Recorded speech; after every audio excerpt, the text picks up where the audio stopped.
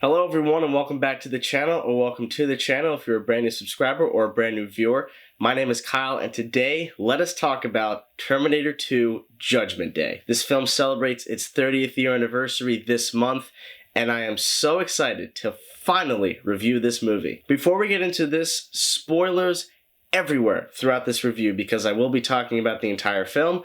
So if you have not watched Terminator 2, I do not know what you are doing with your life. Go watch it. It's currently on Netflix. Please watch it and come back to this review. In the sequel, Arnold Schwarzenegger reprises his role as the T-800, although it is a different model than the first one. The first model was of course destroyed in the original Cyberdyne systems, and he is now battling the T-1000, an advanced prototype Terminator that is the most efficient killing machine ever created and is even more sophisticated than he is. Now you guys might be wondering why I decided to talk about the synopsis of the film after mentioning spoilers. There's a big reason for that, and let's go back in time to explain why. I was 12 years old when I first saw Terminator 2 Judgment Day. It was in 2011 when the film was celebrating its 20th year anniversary. I had seen the first movie when I was 10 years old, so both of these movies, I was admittedly too young to watch them, but I saw them anyway. This is one of the few movies that I vividly remember the first time I saw it. However, this was in a particular time of my life where I always saw trailers before watching movies, old films and new films, and this was one of them. Terminator 2 has this distinction of having one of the best, most secretive teaser trailers ever made. However, the major trailer I saw revealed that Arnold was the good guy. And I feel like that is one of the weirdest marketing ploys they ever tried to do. So having that surprise would have been incredible. And I wanted to make sure anybody who has never seen this film did not know the plot of the movie. This movie was so ahead of its time. I feel like even today there are certain aspects of it that are still ahead of its time. And I want to go through as much of the film as possible. This is going to be a long review filled with spoilers, I know, but it's going to be a long review, so please sit back and enjoy because I have a lot of things I want to say. This movie was of course written and directed by James Cameron, who made the original film, and James Cameron is infamously known for creating some of the greatest sequels of all time. The man understood how to make a follow-up film. His 1986 sci-fi classic Aliens is the perfect example of that. That is also another one of my favorite films, and that movie was able to master the horror aspects of the first movie while also making a kick-ass action film. And Terminator 2, in a lot of respects, does a similar thing. This movie did not forget its horror roots, and we're going to talk about that in increments during this review. But I want to start off with the cast of the film. And of course, we're going to start off by talking about Arnold Schwarzenegger as the Terminator. This is one of those roles that is impossible to imagine anyone else besides Arnold playing. He absolutely embodies this character without a doubt. Yes, it is obviously known that Arnold is not the most charismatic actor in the world, but his physicality is honestly all that was needed during the first film because he barely spoke. A lot of it was based off of his movements, how he was able to walk like a machine. And this film, during the beginning, has the same tactics as the first film. Although there is one very specific difference. He does not kill anyone. This is a point a lot of people like to make later on in the film because John Connor orders him to not kill anyone.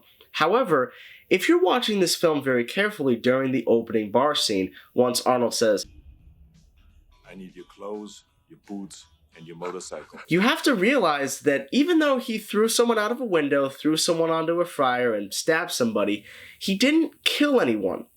Even though they are horribly injured, he didn't kill anyone. So Arnold is able to don his full leather outfit, and I just have to pause and say that every time I hear the song Bad to the Bone, this is absolutely the moment that comes to my mind, without a single shred of doubt. And the moment where he takes the sunglasses off the bar owner, as well as the shotgun, but when he takes the sunglasses and puts them up to his eyes, I have imitated that movement I'm pretty sure every time I put on sunglasses. It is so iconic and so awesome. So we've now talked about Arnold. Now let's talk about his opposition, his foe, the T-1000 played by Robert Patrick. If this was Robert Patrick's only accredited role, I think the world would be okay with that because man did he make his mark in this film. His performance as the T-1000 is honestly one of my favorite performances of all time. And what makes it so amazing is almost how I would describe Arnold in the first Terminator. He's a man who barely speaks, but if he turns around to face you and is walking very slowly towards you, there's a very good chance you're going to die or you're going to be significantly hurt. In his entrance scene, he kills a cop. However, we don't see exactly how he kills the cop. And I think that's one of the smartest aspects of the film because James Cameron deliberately chose not to show the spike coming out of his arm for later. And we're going to talk about that effect later on. We're going to talk about visual effects for sure. And something that Terminator 2 does brilliantly on top of, well, honestly, this movie to me does everything brilliantly, but something it does so well is not treat the audience like they're stupid. James Cameron is not the sort of writer that creates something dumb just out of nowhere. He'll include something in the film very specific that will make the audience go, oh yeah. Like for instance, when the T-1000 shows up to John Connor's house and knocks on the foster parents' door, in the background, if you listen very carefully, you can hear the sound of the dog barking. Could I speak with him, please? Could if you were here. He took off on his bike this morning, so he could be anywhere. In the first film, it was established by Kyle Reese they used dogs to spot Terminators. It's such a brilliant nod to the original film, and it's not something that they try to beat over your head with. Now, there's one other thing I want to mention with Robert Patrick's performance, and that's something that I learned while watching an interview he had with the Paramount Network with, I believe his name was Josh Horowitz. It was a really, really good interview, and he seems like a very down-to-earth guy as well. He mentioned what he really wanted in his performance was to appear human, but not too human. And watching his performance in the film, that is exactly what he did. Because Robert Patrick is not a gargantuan human being like Arnold Schwarzenegger is. He's more of an average-sized man. And the way he walks around definitely looks like he's a human. He definitely has more of those humanistic qualities. But it's his eyes. It is 100% his eyes that makes him strange. There's something about the way he stares at people. He stares too long. But I've always loved when the foster dad says, yeah, big guy on a bike. Does that seem like anything that should concern you? The way he tilts his head and says, No. I wouldn't worry about him. it is such an amazing foreshadowing to when Arnold is trying to face him and all of a sudden Arnold is the one that's getting thrown into the walls. Let's now talk about Edward Furlong, who played the young John Connor in the film. This performance has received some criticism because he's a 12-year-old kid and his voice is kind of whiny. He's a 12-year-old kid. What were you expecting? His voice is beginning to change. He's beginning to talk more like a man. I don't have a single issue with that, and I think he is very good in the film. My favorite moments of his is definitely when he's talking with the T-800. They work so well together, and it's such a perfect robot boy story that seems like it would take place in a kid's movie. What I also really like is he starts out basically like a punk. He's doing things illegally, but he knows how to survive. When he's trying to steal money from the bank, that's not just some dumb thing they wrote into the movie. It's the fact that if there's an apocalypse, he'll know how to get money fast. He'll know how to survive. And those are tactics he was taught by his mother. And with that, this is the perfect segue into talking about Linda Hamilton reprising her role as Sarah Connor, although this time, this woman is an ultimate badass. Something I love about the first movie is watching Sarah Connor's arc going from this, kind of shy fast food waitress into a feisty heroine at the end of the film, because she is the one that ends up killing the Terminator. And at the start of this film, she is absolutely ripped. And I absolutely love how she turns to face Dr. Silverman. That look on her face is like, man, if there was no door between us, I would rip your throat out Patrick Swayze style. Roadhouse. Oh man, I should probably review that at some point. Now, before we get into talking about the action sequences, which, oh my god, guys, I am so excited to talk about this movie if you can't tell already. I am so happy reviewing this movie right now. But something I want to talk about is the extended edition of Terminator 2. There is a 2-hour and 33-minute cut of the film. The theatrical cut was 2 hours and 16 minutes. During the institution, there is an extended scene where Dr. Silverman turns to the guys and says, okay, make sure she's going to take her meds. And they literally break into her room and force her to take the meds. It's a very, very intense scene, and I honestly was surprised they removed that scene. Now it's time to talk about the action. Guys, every action scene in this movie is great. Every single action set piece in this film has at least something memorable about it, whether it's something comedic, something horrific, or something that you have to pay very close attention and have multiple rewatches to realize certain moments. The Galleria is where the T-800 and the T-1000 finally meet and interact, and I have to say, guys, watching Arnold carry this little bouquet of flowers and then remove it to reveal his shotgun, I'm not kidding, guys, I was sweating. Despite knowing the outcome of the situation, there is so much tension in the air. And again, watching Robert Patrick throw Arnold through the walls is something that is, again, a true genuine shock to anyone seeing the film for the first time. He throws Arnold through the glass and there's somebody taking pictures of him. Now pay very close attention to the actor taking the pictures. You may recognize him in the first film when Arnold chases Kyle and Sarah out of the Tech Noir Club. There's a patrol car that comes by. That is the exact same person. So John Connor gets on his dirt bike and the T-1000 chases him, and let's just say that this is the most terrifying run of all time. Watching Robert Patrick run without a single amount of emotion on his face makes it all the more terrifying. And something that is infamously known about this is the first take they ever did of this scene. Robert Patrick ran so fast and so efficiently that he caught Edward Furlong. Just knowing that makes that run even more terrifying to me. This then leads to an amazing chase through the tunnel. I mean, this scene is so amazing, especially when the semi just rips through that bridge entrance.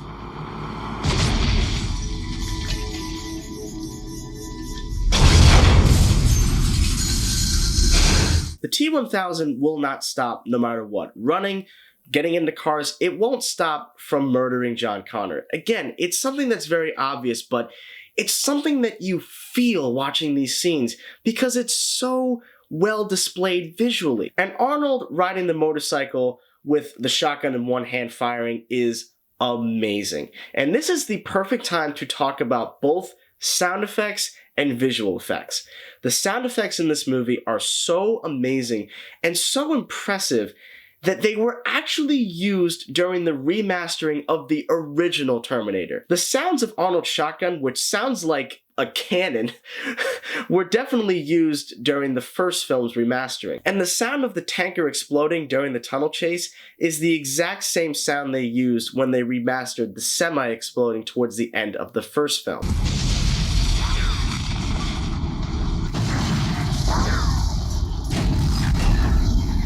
And concurrently, let's talk about the visual effects. Guys, this movie is 30 years old, and I struggle to find an effect in this movie that looks bad.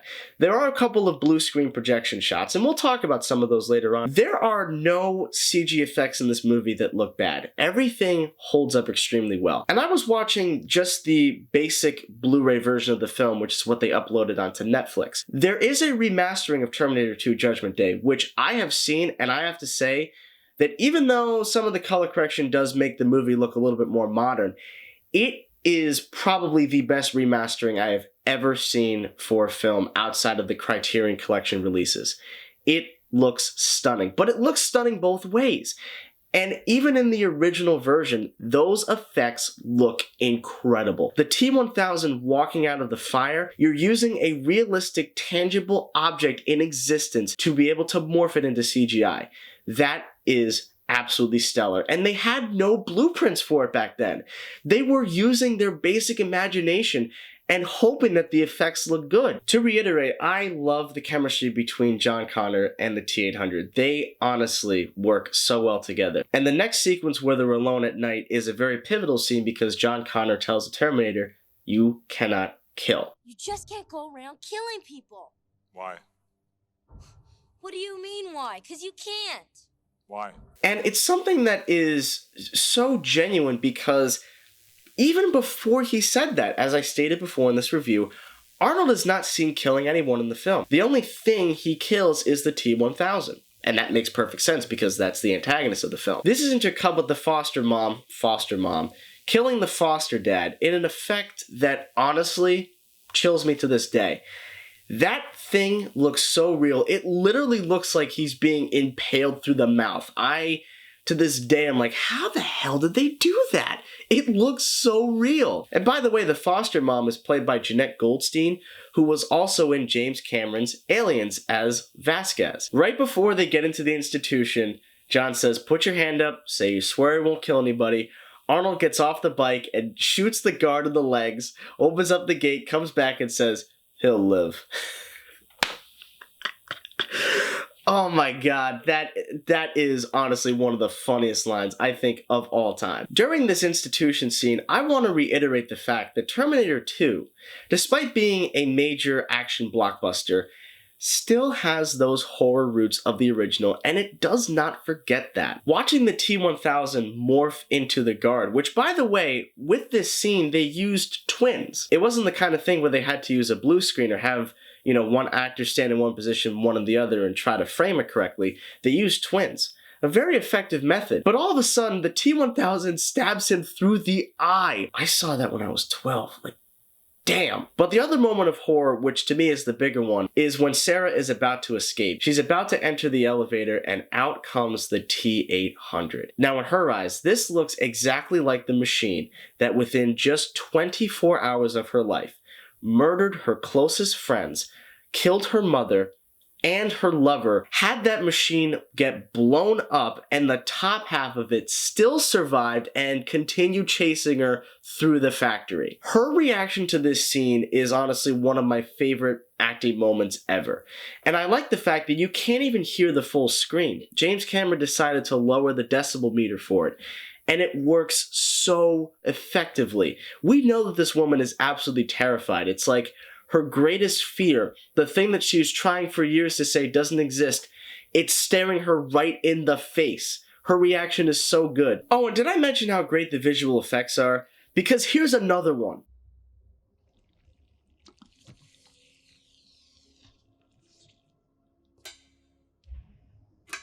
This movie came out 30 years ago, guys. Remember that. And then the next action scene, which is the breakout of the institution, is again another awesome moment. And my absolute favorite thing about this scene is right when they go through the entrance that they broke in earlier, you can still see the guard whose legs Arnold shot right at the entrance. That is such a perfect attention to detail because almost any other director would have said, well, we probably shouldn't pay this guy to simply just be kind of crawling around. But this movie had a $100 million budget, so James Cameron could be able to use that to simply have that guy there. But mentioning that budget is a good point to make because that money is 100% on the screen. James Cameron, again, is such a visual storyteller and a brilliant action director.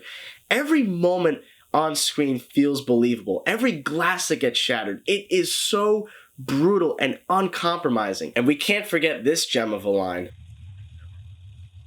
Say, that's a nice bike. So as the film gets into the second half of its runtime, we get reintroduced to the plot of the film, which is the attempt to destroy Cyberdyne Systems and learning about the man who currently runs the program named Miles Dyson, played by actor Joe Morton.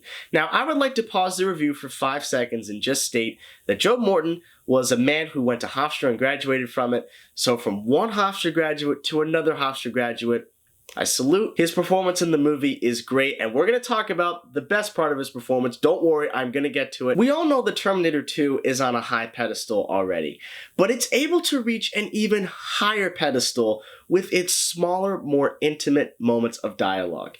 James Cameron is not just a great visual storyteller, he's also a great screenwriter. You know, John Connor is trying to teach the Terminator how to sound more human, how to act more human, and he's trying to give him certain lines and catchphrases. And as we know from the first movie, the T-800 is able to record those catchphrases people say to him. However, in the first movie, he sounded like a robot the entire time. And in this film, Arnold is slowly but surely getting to sound more and more like a human, more and more like a man. And who doesn't love seeing him smile when he holds the minigun?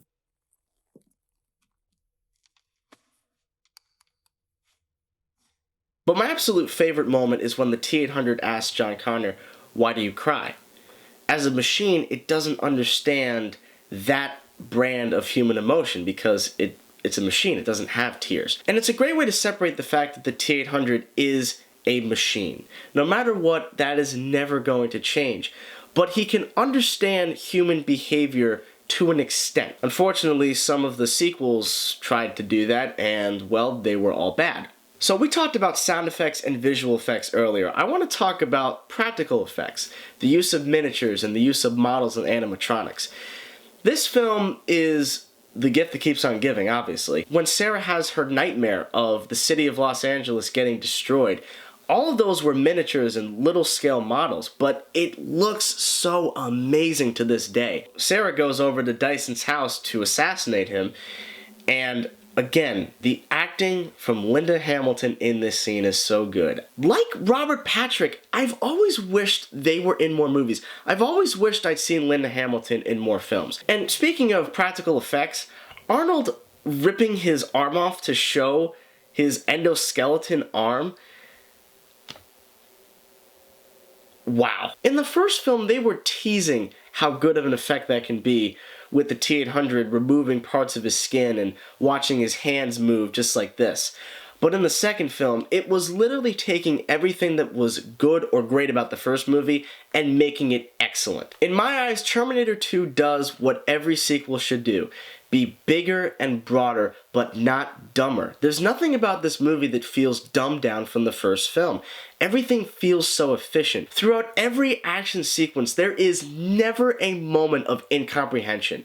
Every single movement feels realistic and brutal, and there's nothing that feels hidden. Yes, there are a couple of stunt doubles for Arnold, and a couple of times they are visible, but nothing feels like it hinders from the fact that these action sequences were conducted in the most effective and brilliant way possible. So this now leads to the major action set piece at Cyberdyne Systems as they're trying to destroy all of Dyson's research. And then there's Arnold using the machine gun, but right before that, we have this incredible moment. Hey, wait, you swore! Trust me. Now, my absolute favorite moment from this scene is not him firing the minigun, which is, again, an amazing moment. Truly amazing. My favorite part is when you see his red vision, and all of a sudden it says human casualties 0.0. 0.0? So basically, like, if he shot somebody's leg off, it would have been 0.1. I just find that absolutely hilarious. It could have literally just said 0, but the fact that it said 0.0 just makes it hilarious. So speaking of Joe Morton, here's where we get into, again, one of my favorite acting moments ever, and that's when Miles gets shot. It's a very unfortunate part when he gets shot, but it's when he's just sitting there and the SWAT team comes in, and you just hear Joe Morton breathing heavily. Now, in order for him to act during this scene, Joe Morton was remembering a brutal car accident he was in which he broke a couple of ribs, and the way he was breathing, he tried to emulate that during this scene. All of a sudden, he stops breathing, drops the device, and we get one of the great practical explosions of all time.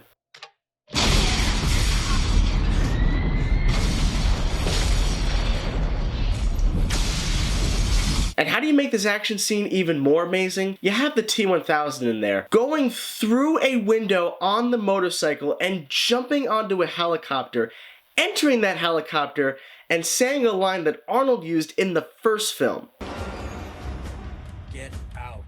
As that happens, we go onto the ground level, and Arnold comes out of the elevator, and this is a moment that I didn't really think about when I was younger, but it's something that I really realized throughout the past couple of years. In the first film, what I think was so incredible about it was watching Arnold slowly but surely become less and less human as the film progressed. We got to see him lose his eyebrows after getting burned. His skin starts to come off. The animatronics and the use of him taking out his eye. All of those things were us watching him visually become a machine. We know all of these things in the sequel, so waiting until the end to show Arnold getting shot and showing some of that endoskeleton begin to appear is amazing because of the technological advancements that were being in place here. It truly is brilliant, guys. I love this movie so much. If you can't tell, I'm having so much fun reviewing this movie. I kid you not. This is the shit, guys.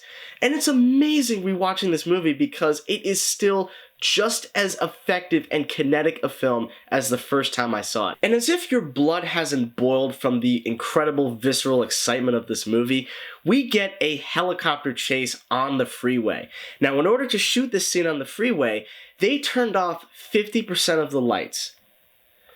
Again, this movie is such a technical marvel, and it just goes to show how great a filmmaker James Cameron is. And he was able to get a major budget in order to make these scenes happen. All of that $100 million budget is perfectly on screen here. And something I just love is the slightly sped up shot of the Cryoco logo passing. Guys, I know it's one of those things that I guess only I notice, but I have always loved that slightly sped up shot. It's something that always catches my eye, but it's not something that ever looks ridiculous. It just makes these scenes feel more ferocious. And speaking of these scenes feeling more ferocious, let's talk about those blue screen projection shots, because those are things that people who will always praise modern movies will be like, oh, well, that movie, it has those weird blue screen shots. To me, all of those blue screen shots make these scenes feel even more awesome, especially Arnold getting out of the side of the truck and firing his gun towards the T-1000. It is a shot that's only on screen for about a second, but it looks awesome. And again, reinforcing the horror aspect, especially with the first movie and now in this movie, it takes the whole movie to kill the T-1000. This is an advanced machine, more advanced than Arnold, and just watching it continuously crash through and destroy any and everything in its path just goes to show this is a machine that will stop at nothing until the mission is completed. Our major climactic scene, which feels like an extra climactic scene, is at the steel mill. As the T-1000 begins to break apart, Arnold slowly gets up. He's got his gun in hand. He points it and says, Hasta la vista, baby. And my other favorite part of this moment is the sound drowns out for about a second. After a half an hour of some of the best explosive action ever, to have the film stop for about a second is just amazing. It's such a great moment in sound editing. And the greatest thing is, we haven't even gotten to my personal favorite part of the movie, and that's right here. When the T-1000 is coming and Arnold says, "You have to go now." Throughout the whole movie, and guys, I'm getting chills just thinking about this moment. Throughout the entire movie, we know that the Terminator has to listen to John Connor's orders. He's programmed to listen and do whatever he says. However, his programming mission is to protect John Connor. And the most important thing is his survival. And to him, having to separate is the most important thing. It's almost like he's going against his own programming, but he's still doing what he's programmed to do. Jesus Christ, this movie is incredible. Oh my god. It makes me want to rewatch the whole movie just to get to this one part. The next action scene is amazing. Watching these two Terminators, again, emotionless on their faces, just slamming each other through walls. And watching Arnold's arm get caught through the machine, I love the way he tries to reach for the T-1000 as it's trying to remodel itself. It's just proof of how great Arnold's performance in this movie is. He really is terrific at selling the point that, yes, he is a machine underneath, but he's becoming more and more human as the film progresses. And did I mention just how badass Linda Hamilton is? Sarah Connor is one of the great characters of all time. Screw saying she's a strong female character. She's one of the best characters. And I just love the fact that even though she gets stabbed through the shoulder and is in pain, she still tells the T-1000 off. I love that. It's so badass. And something specific I really like about Sarah Connor is even though she could definitely kick your ass if she had to, I like the fact that she's vulnerable. She gets shot through the thigh and is in incredible pain throughout the rest of the movie. She is still vulnerable despite how badass she is. She's not impervious to pain. And again, did I mention how badass she is? Because her firing the shotgun, the camera is slowly tracking her movements on the dolly and it looks incredible. Now right before that, the T-1000 posing as Sarah Connor calls for John. And what I love about this scene as well is, like I said before with the security guard at the institution, they used twins. Linda Hamilton had an identical twin sister who I believe passed away earlier this year. Now, something very specific I like in the extended cut is when John Connor looks down and you can see the T-1000's feet trying to look like the grate beneath it. This is because the T-1000 systems were beginning to fail, presumably after Arnold basically shot him to pieces. I mean, of course, the T-1000 is going to start to malfunction. And I like the fact that during the scene, he's holding onto a pole and his arm matches the colors of the pole, like a chameleon. And I have to say, Arnold getting basically killed is still such a dramatic moment, and I still get chills watching it every time. But I like the fact that he has a separate powering unit that allows him to reprogram himself. And when he shows up, I love the use of slow-mo. It's so effectively used. So he shoots the T-1000 and he dies. And what I like about this scene is, in order to film it, they use Robert Patrick in a swimming pool, and they basically just did some heavy color correction to make it look like it was molten lava. So now we come to the ultimate conclusion in which Arnold says he has to go. And it is such an emotionally riveting moment, because to John Connor, this machine, this robot, is the closest thing to a father figure he's ever had. And to have this father figure say, I have to leave, it is so emotionally felt because of the chemistry between Edward Furlong and Arnold. They work so well together, and that last hug they have is so heartwarming. This then concludes Terminator 2 Judgment Day, one of the greatest films ever conceived, ever shot, ever directed, edited, written, and made. It's the kind of film that even 30 years after its theatrical release, it is still as incredible and pervasive and exciting as it once was. James Cameron had a way bigger budget than the first movie, but he was able to use that budget effectively. Every single dollar of that money is perfectly envisioned on the screen. The visual effects are amazing. Every action scene is amazing.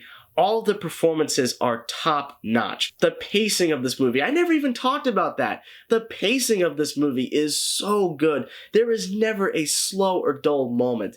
All of the practical effects are perfectly on display. This is the kind of movie that I will continue to watch over and over again, and it will never get boring for me. Guys, Terminator 2 is the definition of a stone-cold masterpiece, and because of that, I award this film an A+. I love this film with all my heart, and I love its exclusive Steelbook edition. It is really amazing. So what do you guys think about Terminator 2? Was there something you wish I addressed in the review but I didn't? Was there something you learned in this review? I would love to hear all of your wonderful comments, so please put them down in the comment section below. Thank you to all who stayed around to the end of this review. I bless you, because I have been waiting forever to talk about this movie. Thank you all so much for watching, and stay tuned.